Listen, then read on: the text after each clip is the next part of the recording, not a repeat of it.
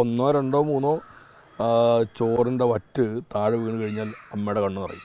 കാരണം ഇല്ലാത്തൊരു ഓണമാണിത്. അദ്ദേഹത്തിനൊരു വിളി വരാത്ത ഒരു ഓണമാണ്. ഭയങ്കര നഷ്ടമാണ്. സന്തോഷം നമുക്ക് ഓണത്തിനെല്ലാം സന്തോഷമൊന്നും ആയിരുന്നില്ല. നല്ല ബുദ്ധിമുട്ടുകളും പ്രയാസങ്ങളും എല്ലാം ഉണ്ടായിരുന്നു. എൻ്റെയൊക്കെ ഒരു സ്കൂൾ കാലം എന്ന് പറഞ്ഞാലൊക്കെ ഭയങ്കര പ്രയാസമുണ്ട്. വിളവെടുപ്പിൻ്റെയും കർഷകരുടെയും ആഘോഷമാണല്ലോ ഓണം. എന്തായാലും ഇത്തവണ ഓണവിശേഷങ്ങളുമായി നമ്മോടൊപ്പം ചേരുന്നത് കർഷകനായ മന്ത്രിയാണ്. മറ്റാരുമല്ല, കൃഷിയുടെ സംസ്ഥാന മന്ത്രി പി പ്രസാദ്. പ്രസാദിൻ്റെ ഓണവിശേഷങ്ങളിലേക്ക് കടക്കാം നമുക്ക്. Good morning minister. ഓണാശംസകൾ. ഞാൻ പറഞ്ഞു വരികയായിരുന്നു, അതായത് കൃഷിക്കാരനായ കൃഷിമന്ത്രിയുടെ ഓണവിശേഷങ്ങൾ പ്രേക്ഷകർക്ക് മുന്നിൽ എത്തിക്കാമെന്ന്. തീർച്ചയായിട്ടും കൃഷിയെ ഒഴിച്ചു നിർത്തിക്കൊണ്ടുള്ളൊരു ഓണമില്ല, ഓണാഘോഷമില്ല. ഓണം ഒരു ആഘോഷങ്ങളുടെ ഭാഗമാണ്. നമ്മളെപ്പോഴും ഓണത്തെക്കുറിച്ച് ചിന്തിക്കുമ്പോൾ നമ്മുടെ കുട്ടിക്കാലം, എല്ലാവർക്കും കുട്ടിക്കാലമായിരിക്കും പ്രധാനം. കുട്ടിക്കാലത്ത് നിന്ന് തുടങ്ങിയാലോ? അത് പിന്നെ നമ്മുടെ ഒരു ഘട്ടം ഇപ്പോഴത്തെ കുഞ്ഞുങ്ങൾക്ക് ഒരാഘോഷം, അവരുടെ ആഘോഷം, അവരും വലുതാകുമ്പോൾ അവർ ഇനിയിപ്പോൾ ഇപ്പോൾ ചിലപ്പം എല്ലാവർക്കും അത് അതേപോലെ ആവണമെന്നില്ലെങ്കിൽ പോലും കുറേ കഴിയുമ്പോഴായിരിക്കും അവരവരുടെ ആ ഇന്നലകളുടെ ആഘോഷത്തെ അവരെടുക്കുന്നില്ല. അപ്പോൾ തീർച്ചയായിട്ടും എനിക്ക് തോന്നുന്നുണ്ട് ഈ ആഘോഷം, പ്രത്യേകിച്ച് ഓണം തന്നെയും ഇന്നലകളെ വീണ്ടും നമ്മൾ തിരിച്ചു കൊണ്ടിരുന്നൊരു പരിപാടിയാണ്. അത് ചിലപ്പം ഞാൻ നേരത്തെ പറഞ്ഞതുപോലെ അമ്പലങ്ങളുടെയും പള്ളികളുടെയൊക്കെ പെരുന്നാളിലോ മറ്റുള്ളവരുടെയൊക്കെ ഒക്കെ ആയാലും പണ്ട് എന്തൊരു ഇതായിരുന്നു. അപ്പോൾ ഈ പണ്ട് എന്തൊരു പരിപാടിയായിരുന്നു എന്ന് പറയുന്നതെല്ലാം ആ പഴയ കാലത്തെ ഓർമ്മകൾ നമ്മുടെ മനസ്സിലേക്ക് വരികയാണ്.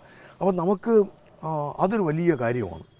ഇന്നലകളെ നമ്മളിങ്ങനെ താലോലിച്ച് വീണ്ടും കൊണ്ടുവന്ന് പ്രതിഷ്ഠിക്കുന്ന ഏറ്റവും പ്രധാനപ്പെട്ട ഒരു കാര്യം ഓണത്തിനുണ്ടെന്നുള്ളതാണ് എൻ്റെ. അതുകൊണ്ടാണ് നമ്മൾ പറഞ്ഞത് ഇന്നലകളിൽ എങ്ങനെ ഉണ്ടായിരുന്ന ചോദ്യം പോലും വരുന്നത്. അതെ, നാട്ടിലെ ഓണം എല്ലാ കാലത്തും ഓണം ആഘോഷിക്കാൻ ആഗ്രഹിക്കുന്ന ആളല്ലേ? തീർച്ചയായിട്ടും വലിയ സന്തോഷകരമായ ദിവസങ്ങളാണ്, ഓർമ്മകളാണ്. സന്തോഷം നമുക്ക് ഓണത്തിനെല്ലാം സന്തോഷമൊന്നും ആയിരുന്നില്ല. നല്ല ബുദ്ധിമുട്ടുകളും പ്രയാസങ്ങളും എല്ലാം ഉണ്ടായിരുന്നു. എൻ്റെയൊക്കെ ഒരു സ്കൂൾ കാലം എന്ന് പറഞ്ഞാലൊക്കെ ഭയങ്കര പ്രയാസമുണ്ട്. ഓണത്തിന് നമ്മളെല്ലാം ഒന്ന് ഓണത്തിൻ്റെ ഓണക്കോടി, ഓണത്തിൻ്റെ ഭക്ഷണം, ഓണത്തിൻ്റെ കളികൾ, ഇതൊക്കെയാണല്ലോ ഒരു. അപ്പോൾ ഇത് സംഘടിപ്പിക്കാനുള്ളൊരു പെടാപ്പാട് വിടുന്ന കുടുംബാംഗങ്ങളാണ്. അതിന് അച്ഛൻ അല്ലെങ്കിൽ അമ്മ, അവർക്കൊക്കെ ഉണ്ടാകുന്നൊരു ഭയങ്കര ടെൻഷനാണ്. നമുക്കാണെങ്കിൽ ഓണത്തിൻ്റെ വരവ് നമ്മൾ അറിയുന്നതെന്ന് പറഞ്ഞു കഴിഞ്ഞാൽ കടകളിലൊക്കെ തൂങ്ങിക്കിടക്കുന്ന പന്തുകൾ, ഇതൊക്കെ കാണുമ്പോഴാണ് ഓണം ഈ അടുത്തു ഭയങ്കര സന്തോഷമാണ്. ഇതൊക്കെ ഈ ഐറ്റമൊക്കെ കിട്ടും നമുക്കിനി. അപ്പോൾ അതുകൊണ്ട് ഈ ദിവസങ്ങൾ നമ്മളിങ്ങനെ ഭയങ്കരമായിട്ട് ഇങ്ങനെ ഇത്രയും പെട്ടെന്ന് വന്നാൽ മതി എന്നായിരിക്കും. ചിലപ്പം വീട്ടിലുള്ളവരുടെ മനസ്സിലും അച്ഛൻ്റെ മനസ്സിലും ഇതിങ്ങനെ വരണ്ടായിരുന്നായിരിക്കും എനിക്ക് തോന്നിയിട്ടുണ്ട്. കാരണം വാശി പിടിച്ചിട്ടുണ്ടോ ഇതൊക്കെ വാങ്ങാൻ? ഇല്ല, വാശി പിടിച്ചിട്ടില്ല. പക്ഷെ നമുക്ക് ആഗ്രഹങ്ങളുണ്ടായിരുന്നു. അത് പറയുന്നത് കൊണ്ട് പല ആഗ്രഹങ്ങൾക്ക് നമുക്ക് സാധിക്കില്ല എന്ന് അറിയാമായിരുന്നു. അപ്പം ചില പന്ത് വേണമെന്നൊക്കെ നമുക്ക് ആഗ്രഹിക്കാം, പക്ഷെ അത് നടക്കില്ല എന്ന് നമുക്ക് അറിയാവുന്നത് കൊണ്ട് പിന്നെ അത് വിട്ടേക്കും. അത് പിന്നെ അച്ഛനമ്മയും അതില്ല, അത് അങ്ങനെ ഒരു വാശി പിടിച്ചായിട്ട് എനിക്ക് തോന്നുന്നില്ല. എനിക്ക് നമ്മളിത് കാണുന്നുണ്ട്, കേൾക്കുന്നുണ്ട്. അപ്പോൾ അതുകൊണ്ട് ഓണക്കോടി ഏതാണ് ഏറ്റവും ലാസ്റ്റിൽ ഓണക്കോടി എടുക്കുന്നത് ഞങ്ങൾക്കായിരിക്കും. അപ്പോൾ ഇതിനുള്ള പൈസ ഉണ്ടാവണ്ടേ? അപ്പോൾ അന്ന് ഈ കടകളിലെല്ലാം ഈ റെഡിമെയ്ഡ് വന്നിട്ടില്ലാത്ത കാലമല്ലേ. അപ്പോൾ ഈ കടകളിൽ ഇതെല്ലാം പോയിട്ട് തുണിയൊക്കെ എടുത്ത് കൊണ്ടുവന്നിട്ട് വരുമ്പോൾ നമുക്ക് ഭയങ്കര ഇതാണ്. ആ തുണിയുടെ മണമൊക്കെ പിടിച്ചിങ്ങനെ നിൽക്കും. പക്ഷേ എത്രയും പെട്ടെന്നത് തയ്യക്കടയിൽ കൊണ്ട് കൊടുത്തെങ്കിലേ കാര്യമുള്ളൂ. ഈ തയ്യക്കടയുടെ മുമ്പിൽ നമ്മൾ പോയി ഇരിപ്പുണ്ട് ഇങ്ങനെ വളരെ ഇതായിട്ട്. നമ്മളൊക്കെ അളവെടുക്കാനൊക്കെ നിൽക്കുന്നത് വലിയ ഗമയിലാണ്. എനിക്കൊരു പുതിയത് കിട്ടുകയാണെന്നുള്ള കാര്യത്തിലല്ലേ. പക്ഷേ ഈ തയ്ച്ച് കിട്ടുന്നത് വരെ പ്രയാസമാണ്. തയ്ച്ച് കിട്ടാൻ താമസിക്കും തോറും നമ്മൾ വല്ലാതെ ബുദ്ധിമുട്ടും. തയ്ച്ച് കിട്ടിക്കഴിയുമ്പോഴാണ് ലോകം കീഴടക്കുമ്പോൾ എനിക്കുണ്ട് ഒരു പുതിയ. അപ്പോൾ ഈ ആരെങ്കിലും പുതിയ ഉടുപ്പുകളൊന്നും ഇല്ലായിരുന്നു, നിനക്കില്ലെന്നൊക്കെ ചോദിച്ചിട്ടില്ല. എന്നോടങ്ങനെ ഒരു പ്രാവശ്യം ഞങ്ങൾക്ക് ചെറിയ പ്രശ്നം ഉണ്ടായിരുന്നു. അന്ന് അച്ഛനൊരു സമരരംഗത്തായിരുന്നു. അപ്പോൾ അച്ഛനന്ന് ഇങ്ങനെ നിരാഹാര സത്യാഗ്രഹമാണ്. ഞങ്ങളെയും കൂട്ടിക്കൊണ്ട് ഈ സമരപന്തലിലേക്ക് പോയൊരു ഓണ ദിവസമുണ്ട്.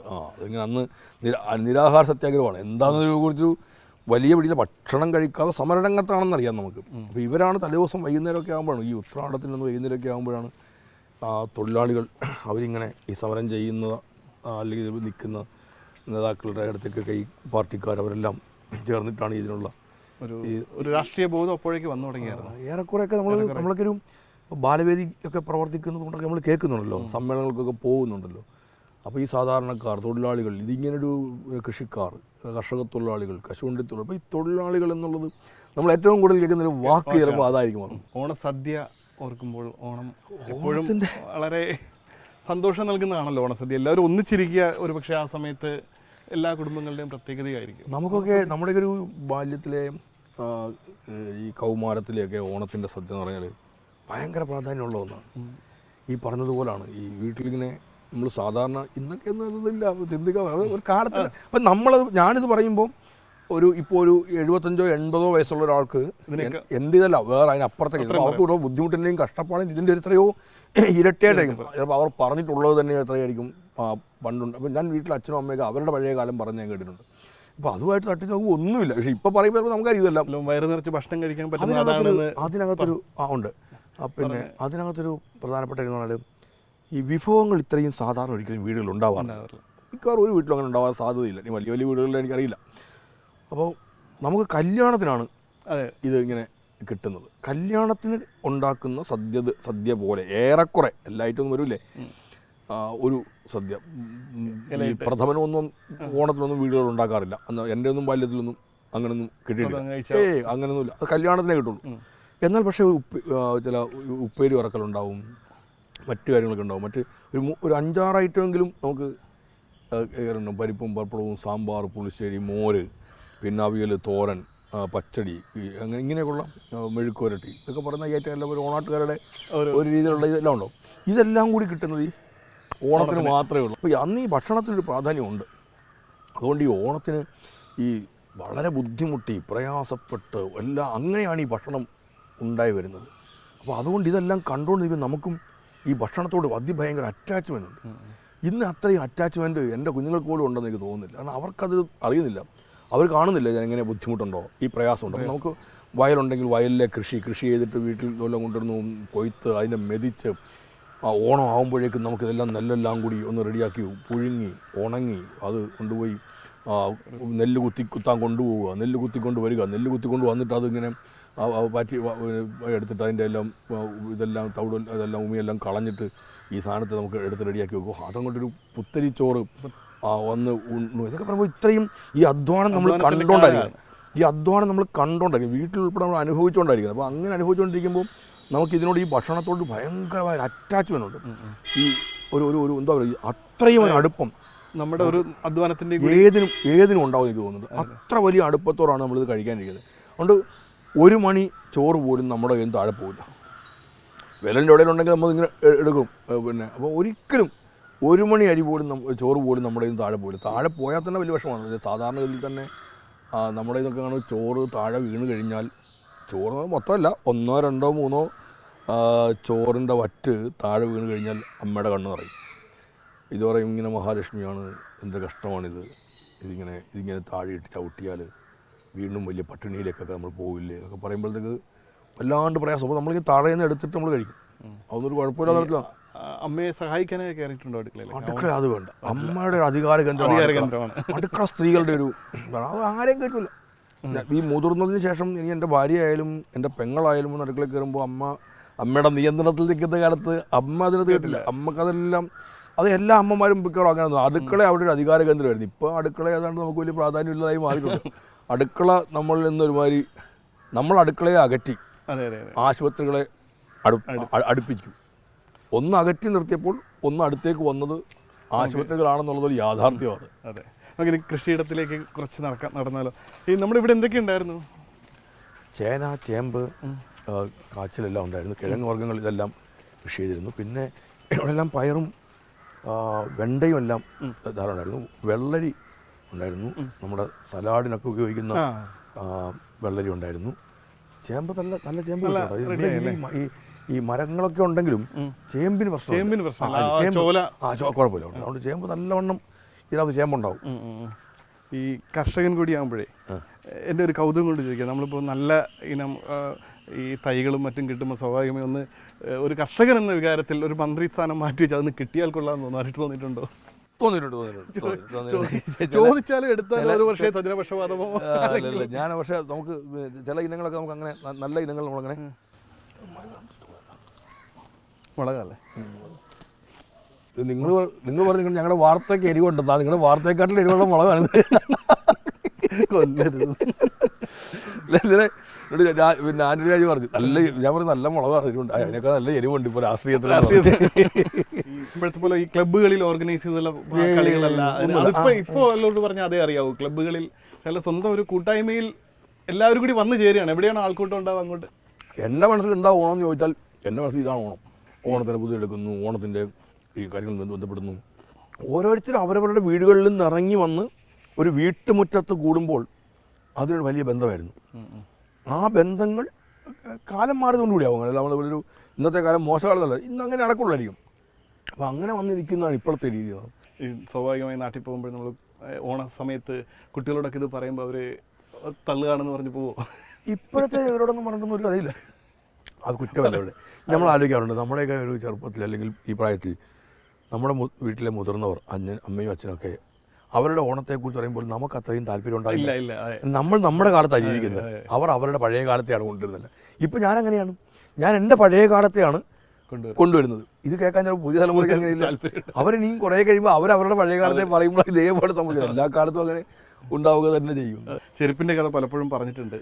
പക്ഷേ ഒന്നുകൂടി ചോദിക്കാം, എപ്പോഴെങ്കിലും നമ്മൾ ഓണ സമയത്ത് എങ്ങനെ വേറെ ചെരുപ്പ് അങ്ങനെ? ഓണത്തിനാണ് ഇത് വാങ്ങിച്ചതല്ലേ. ഓണത്തിന് പൈസ കയ്യിൽ ഉണ്ടെങ്കിൽ ഇത്രയും ഒരു ചെരുപ്പ് വാങ്ങിച്ചു തരും. അത് നമ്മളിങ്ങനെ കഴിവ് റെഡിയാക്കി വെച്ചിട്ട് അടുത്ത് ഇങ്ങനെ എന്തെങ്കിലും ആഘോഷങ്ങൾ, കല്യാണങ്ങൾ, ഉത്സവങ്ങൾ അതിന് പോകാൻ വേണ്ടി മാത്രം ഇങ്ങനെ ഇടും. ബാക്കിയെല്ലാം ഇന്നത് കൊണ്ടുവന്ന് സൂക്ഷിച്ച് ഒരിടത്ത് മാറ്റി വെച്ചു. അങ്ങനെ എല്ലാവരും മിക്കവാറും അങ്ങനെ. ഞാൻ മാത്രമൊന്നും എപ്പോഴെങ്കിലും അത് കഴിഞ്ഞിട്ട് കോളേജിൽ പോകുന്ന അവസരത്തിലാണ് നമുക്ക് പ്രീ ഡിഗ്രിക്ക് ചെന്നപ്പോൾ പിന്നെ കേശവക്കുറുപ്പ് എന്ന് പറയുന്ന, ഞാൻ കേശവക്കുറുപ്പ് സാറാണ് അന്നത്തെ NSS കോളേജുകളിൽ എടുത്ത് നോക്കിയാൽ ഏറ്റവും പ്രമുഖനായൊരു കോളേജ് പ്രിൻസിപ്പലായിരുന്നു കേശവക്കുറുപ്പ് സാർ. കേശവക്കുറുപ്പ് സാറിൻ്റെ ഒരു പ്രസംഗമുണ്ട്, എല്ലാവരും പ്രീ ഡിഗ്രിക്കാരെല്ലാതെ എഴുതിയില്ല. എല്ലാ ദിവസവും നിങ്ങൾ എന്തെല്ലാം ഇപ്പോൾ കുളിക്കുന്ന കാര്യം, നല്ല വസ്ത്രം ധരിക്കണം, അലക്കി തെച്ച് വരണം, അല്ലെങ്കിൽ നല്ല വണ്ണം വരണം, എല്ലാവർക്കും ചെരുപ്പുണ്ടാവണം എന്നൊക്കെ അദ്ദേഹം ഇങ്ങനെ ആണ്.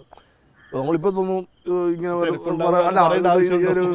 15 കഴിഞ്ഞ് നിൽക്കുന്ന ഒരാളും. പക്ഷെ അന്ന് അങ്ങനെയാണ് അദ്ദേഹത്തിൻ്റെ പ്രസംഗം. അപ്പം നമ്മൾ നോക്കുമ്പോൾ മിക്കവാറും പലരുടെയും കാലിൽ ചെരുപ്പില്ല. എൻ്റെ കാലിൽ മാത്രമൊന്നുമല്ല, എൻ്റെ കാലിൽ ചെരുപ്പൊന്നുമില്ല, പലരുടെയും കാലിൽ ചെരുപ്പൊന്നുമില്ല. പക്ഷെ പിന്നെ നമ്മളിങ്ങനെ വീട്ടിലിങ്ങനെ അന്ന് പറഞ്ഞിട്ട് വീണ്ടും നമ്മളൊരു ചെരുപ്പെല്ലാം വാങ്ങിച്ചിട്ട് അപ്പം അന്ന് വാങ്ങിക്കാൻ ലക്ഷറി ആണെന്നത്. പിന്നെ ലക്ഷറി അത് നമുക്കൊക്കെ വലിയ പ്രയാസമായിരുന്നു. അപ്പോൾ ഞങ്ങളങ്ങനെ പിന്നെ ഈ ചെരുപ്പ് അന്ന് മുതലേ നമുക്ക് വാങ്ങിക്കാൻ പറ്റുന്നതാണ്. ഏറ്റവും കൂടുതൽ ആൾക്കാരൊന്നും ഉപയോഗിച്ചുകൊണ്ടിരുന്നത് ഇതൊക്കെ തന്നെയാണ്. പിന്നെ ലെതർ പിന്നെ ഉള്ളത് ചെരുപ്പ് കുത്തിക്കുമായിരുന്നു. അപ്പോൾ അങ്ങനെ ചെയ്യുന്നുണ്ട്. പക്ഷെ നമുക്ക് അന്നേരം ഇതല്ലോ, ഇത് പിന്നെ കാലിനൊരു കാലിനോട് ഈ പറഞ്ഞ എല്ലാ ദിവസവും വൃത്തിയാക്കി ഇടുക എന്നുള്ളതാണ് അങ്ങനെ ഒരു ജോലി ചെയ്ത് കൂടെ ഉണ്ട് കേട്ടോ. രാവിലെ ഈ മന്ത്രിമന്ദിരത്തിലൊക്കെ പഴങ്കഞ്ഞി കിട്ടുമെന്നൊരു ചോദ്യം. എനിക്ക് രാവിലെ ഒരു 8 മണിക്കോ 9 മണിക്കോ പഴങ്കഞ്ഞി കുടിച്ചാൽ പിന്നെ വൈകുന്നേരം വെള്ളം കഴിച്ചാൽ മതി. പിന്നെ സദ്യക്കാണ് ഞാൻ ആവശ്യത്തിനുള്ളത് മാത്രമേ. പണ്ട് വിളമ്പുന്നതും അങ്ങനെയാണ്. വിളമ്പുന്ന നാട്ടിലൊരു കാരണമായിരിക്കുമല്ലോ, ചോറിനൊരു ഈ അരിക്കൊരു പ്രാധാന്യം ഉണ്ടായിരുന്നു. അപ്പോൾ അതുകൊണ്ട് ചോറ് വിളമ്പുക, പ്രഥമൻ വിളമ്പുക എന്നൊക്കെ പറഞ്ഞാൽ എൻ്റെ നാട്ടിൽ അവിടുത്തെ ഏറ്റവും മുതിർന്ന ഒരു കാരണവരായിട്ടുള്ള ആളാണ്. അദ്ദേഹം വന്നിട്ട് ഇങ്ങനെ ആൾക്കാരുടെ മുഖത്തേക്ക് നോക്കും.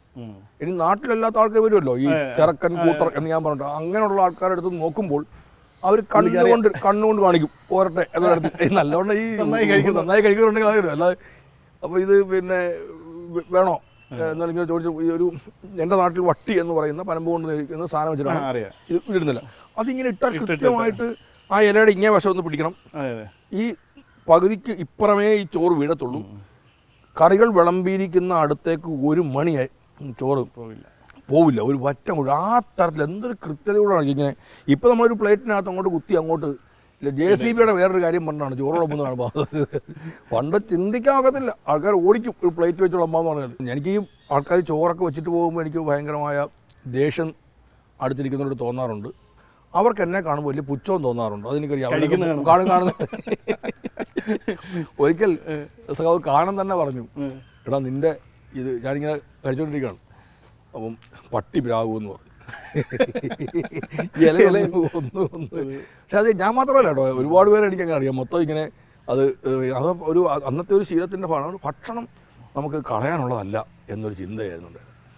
ഇപ്പോൾ നമുക്ക് ഭക്ഷണം നല്ലൊരു ശതമാനം കളയുന്നതിൻ്റെ കാര്യത്തിലേക്ക് എത്തുകയാണ്. അപ്പോൾ അതുകൊണ്ട് തലേ ദിവസം വെച്ചിരിക്കുന്ന ഒരു വീട്ടിൽ കഴിച്ചില്ല എങ്കിൽ അത് ഉടനെ ഒരിക്കലും ഒരു വേസ്റ്റ് കൊട്ടയിലേക്ക് ഒന്നും പോയിരുന്നില്ല. അതൊരു നല്ല പച്ചവെള്ളം ഒഴിച്ച് ആ ചോറ് വെച്ചിരിക്കുന്നു. വൈകുന്നേരം വെച്ചിരിക്കുന്ന ചക്കയൊക്കെ ആണെങ്കിൽ അതെല്ലാം വീണ്ടും എടുക്കുന്നു. മൺചട്ടിക്കകത്ത് വേറെ കുഴപ്പമൊന്നുമില്ല, അത് ഉണ്ടാക്കുന്ന ഒന്നും അടുത്ത ദിവസത്തേക്കൊന്നും യാതൊരു കുഴപ്പമില്ലാതെ നിൽക്കുന്നു. അത് രാവിലെ ഉപയോഗിക്കാം. ഇതെല്ലാം കൂടെ ചേർത്ത് വെച്ചിട്ടാണ് ഒരു പഴങ്കഞ്ഞി, ഒരു ഇച്ചിരി തൈരും ഉണ്ടെങ്കിൽ അത് ഗംഭീരമായിട്ട് അത് കഴിക്കുന്നു. അതിൻ്റെ രുചിയാണ് എനിക്ക്, ഞാൻ പറയും ഓണസദ്യയെക്കാട്ടിൽ എനിക്ക് തോന്നുന്നത് അതിൻ്റെ ഒരു രുചിയാണ് ഇവ നിൽക്കുന്നത്. ഒരു നമുക്കിപ്പോൾ ഈ പറഞ്ഞു വന്നപ്പോൾ തന്നെ കാനസകാവിനെ ഓർക്കാതെ ഒരു അല്ലെങ്കിൽ കൂടെ ഇല്ലാത്തൊരു ഓണവും കൂടിയാണ്. തീർച്ചയായിട്ടും എല്ലാ ഓണത്തിനും വിളിക്കും. പരിചയപ്പെട്ട അല്ലെങ്കിൽ മൊബൈൽ ഫോണൊക്കെ വന്ന കാലം മുതൽ അദ്ദേഹത്തിൻ്റെ പ്രത്യേകതയായിരുന്നു. നീ എവിടാ എന്ന് ചോദിക്കും, എന്തുണ്ട് എന്ന് ചോദിക്കും. ചിലപ്പോൾ 1-2 വാചകങ്ങൾ മാത്രമേ ഉള്ളൂ, പക്ഷേ ഒരു വിളി. അത് എനിക്ക് മാത്രമല്ല, അദ്ദേഹത്തിന് പരിചയമുള്ള മിക്കവാറും എല്ലാവരും നമ്മളൊന്നുമില്ല. ഒരു വഴി പോയാൽ ആ വഴി പോകുന്ന വഴിക്ക് ഒരു 10-20 കിലോമീറ്റർ ചുറ്റളവിൽ അത് ഉണ്ടെങ്കിൽ ഒരൊറ്റ വിളിയായിരിക്കും, എന്തുണ്ട് വിശേഷം, എന്തൊക്കെയുണ്ട്. ഒരു വിളി വന്നിരിക്കും. ഒരു ഓണത്തിനൊരു വിളി വരാത്ത ഒരു കഴിഞ്ഞ പുറകോട്ടേക്ക് നോക്കിയാൽ ഒരു 10-15 വർഷങ്ങളായിട്ട് ഏറെക്കുറെ ഒരു മൊബൈലൊക്കെ വരികയും ഒക്കെ തുടങ്ങിയതിന് ശേഷവും ഒരു 10-15 വർഷത്തിലധികമായിട്ട് അദ്ദേഹത്തിൻ്റെ വിളി വരാത്ത ഒരു ഓണക്കാലം ഉണ്ടായിട്ടില്ല. ഒരു ദിവസവും അങ്ങനെ ഉണ്ടാവില്ല. അപൂർവമായിട്ട് മാത്രമേ ഏതെങ്കിലും ദിവസം ചിലപ്പോൾ പുള്ളി ഒന്ന് വിളിക്കാതിരിക്കുന്ന കരുതുള്ളൂ. കാരണം ഇല്ലാത്തൊരു ഓണമാണിത്. അദ്ദേഹത്തിൻ്റെ ഒരു വിളി വരാത്ത ഒരു ഓണമാണ്. ഭയങ്കര നഷ്ടമാണ്. എന്തായാലും റിപ്പോർട്ടർ പ്രേക്ഷകർക്ക് കൂടി ഒരു ഓണാശംസകൾ മന്ത്രിയുടെ വക. റിപ്പോർട്ടറിൻ്റെ പ്രേക്ഷകർക്ക് റിപ്പോർട്ടറിങ്ങനെ ഭയങ്കരമായി നല്ല വിജയിച്ച് കുതിച്ച് മുന്നേറിക്കൊണ്ടിരിക്കുന്ന ഒരു സമയത്തെ ഓണമാണെന്ന് എനിക്ക് തോന്നുന്നു. റിപ്പോർട്ടർ ഇങ്ങനെ വലിയ അല്ലേ, അപ്പം വലിയ സന്തോഷത്തോടെ ഉള്ള ഓണത്തിലേക്കാണ് റിപ്പോർട്ടർ ചാനൽ എത്തിയിരിക്കുന്നത്. റിപ്പോർട്ടർ ചാനലിൻ്റെ മുഴുവൻ പ്രേക്ഷകരിലേക്ക് ഈ വാർത്തകളെല്ലാം അതിൻ്റെ യാഥാർത്ഥ്യങ്ങളെയും വസ്തുതകളെയും അതാത് സമയത്ത് തന്നെ അല്പം പോലും സമയത്തിൻ്റെ താമസം ഉണ്ടാവാതെ എത്തിക്കുന്നതിൽ ഭയങ്കര അധ്വാനമുണ്ട്. ഒരു മാധ്യമരംഗത്ത് ഞാനും കുറച്ചുനാൾ ഒരു പത്രത്തിലാണെങ്കിലും പ്രവർത്തിച്ച ഒരാളെന്നുള്ള തരത്തിൽ ഇപ്പോൾ ഒരു ചാനലിൻ്റെ പ്രവർത്തനവുമായി ബന്ധപ്പെട്ട് നിൽക്കുമ്പോൾ എത്ര വലിയ അധ്വാനമുണ്ട് എന്ന് മനസ്സിലാക്കാൻ കഴിയുന്നതേ ഉള്ളൂ. അതിൽ കൈമെയ് മറന്ന് പ്രവർത്തിക്കുന്നൊരു നല്ല ടീമാണ് ഇന്ന് റിപ്പോർട്ടർ ചാനലിനെ ഈ വലിയ വിജയങ്ങളിലേക്കെല്ലാം എത്തിച്ചിരിക്കുന്നത്. അതുകൊണ്ട് റിപ്പോർട്ടർ ചാനലിൻ്റെ പ്രേക്ഷകർക്ക് മാത്രമല്ല, റിപ്പോർട്ടർ ചാനലിൻ്റെ അരങ്ങിലും അണിയറയിലും പ്രവർത്തിക്കുന്ന എല്ലാവർക്കും ഞാൻ ഹൃദയം നിറഞ്ഞ ഓണാശംസകൾ നേരുന്നു. വളരെ നന്ദി സാർ. എന്തായാലും ഓണാശംസകൾ.